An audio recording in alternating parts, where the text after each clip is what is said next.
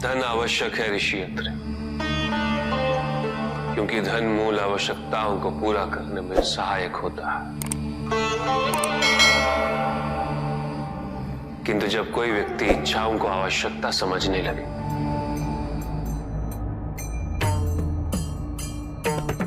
तो धन कितना ही क्यों ना पर्याप्त नहीं होता, क्योंकि इच्छाएं अंतहीन है। इसलिए मनुष्य कभी ना समाप्त होने वाली इच्छाओं की पूर्ति हेतु धन संचय को ही अपने जीवन का लक्ष्य समझ लेता है।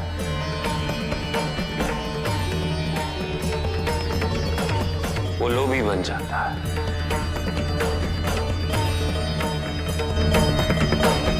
वो भूल जाता है कि उसके जीवन का मुख्य लक्ष्य ईश्वर के समीप आना है।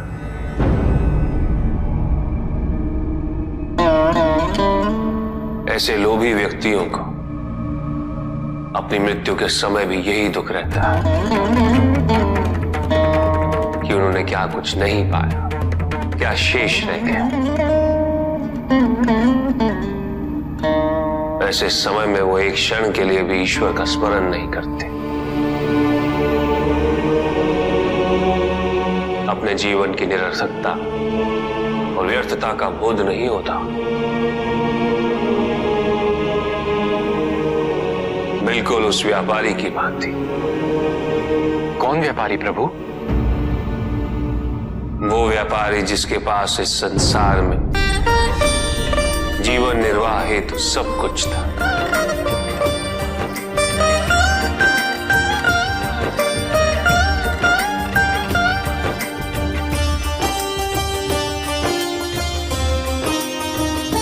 उसके पास घर था, छोटा था किंतु उसके परिवार के लिए पर्याप्त था।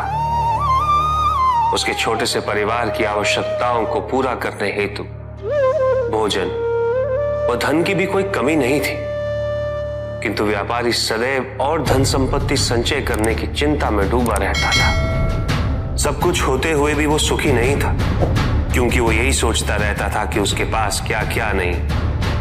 एक दिन किसी ने उसे बताया कि नारायण के वरदान से सब कुछ मिल सकता है।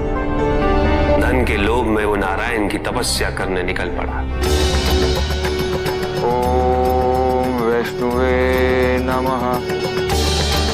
और इस प्रकार वो कई वर्षों तक नारायण की तपस्या करता रहा। ओम वैष्णवे नमः। ओम वैष्णवे नमः।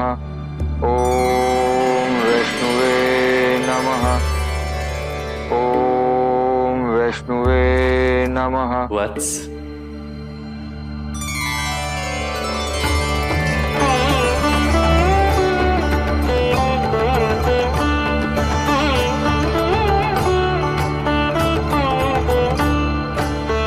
प्रणाम प्रभु।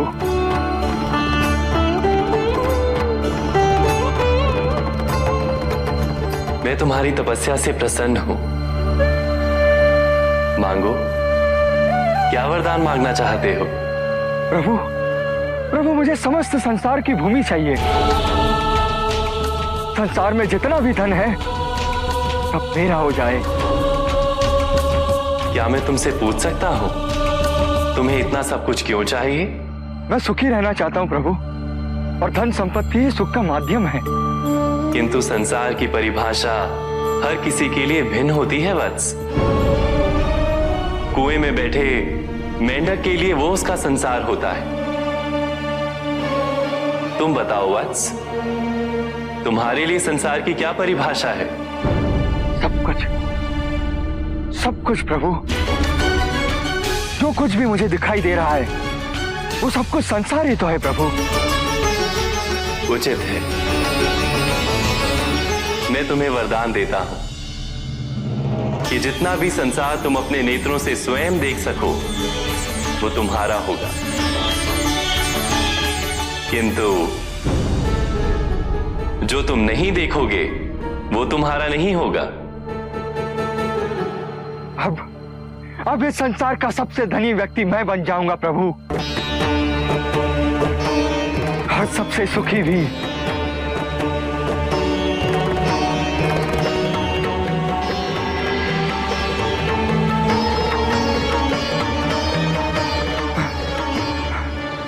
सब मेरा, ये सब भी मेरा।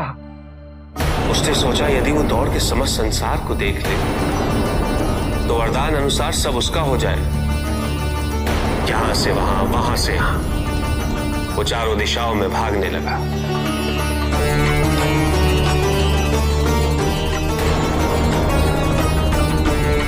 जो भी दिखा वो उसे अपना बनाता गया, किंतु उसका लालच कम नहीं, अपितु और बढ़ता गया।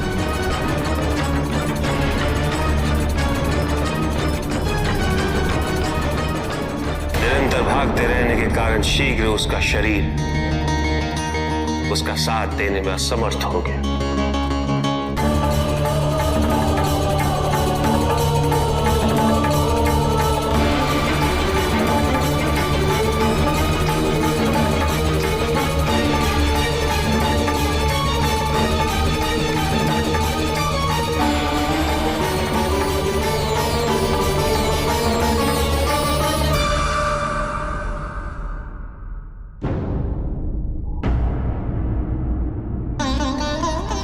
और इस प्रकार उसके पास केवल उतनी ही भूमि रही जिस पे उसका मृत शरीर पड़ा हुआ था।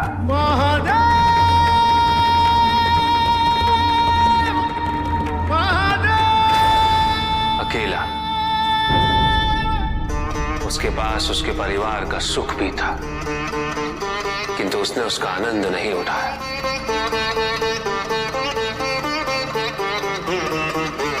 इसलिए सुखी जीवन हेतु धन की प्रचुरता नहीं, अपितु अपनी इच्छाओं और आवश्यकता में अंतर समझना अनिवार्य है। किंतु प्रभु,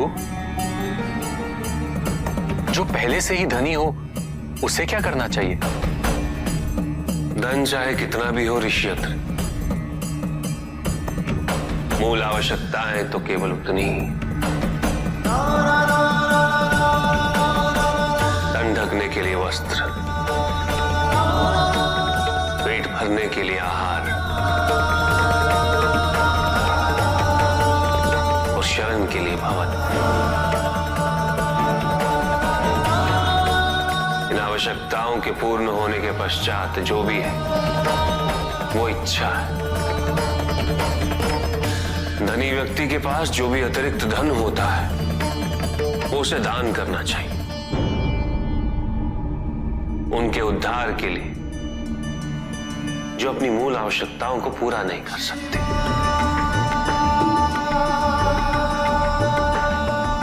ऐसा करने से संसार में समानता होगी, द्वेष नहीं होगा, सद्भावना बनी रहेगी। किंतु कुछ व्यक्ति इस तथ्य को समझ ही नहीं पाते। उन्हें अपने एकत्रित किए हुए धन से इतना मोह हो जाता है कि वो उसका एक अंश भी किसी और को नहीं देना चाहते। धन आवश्यक है ऋषियत्र, क्योंकि धन मूल आवश्यकताओं को पूरा करने में सहायक होता है। किंतु जब कोई व्यक्ति इच्छाओं को आवश्यकता समझने लगे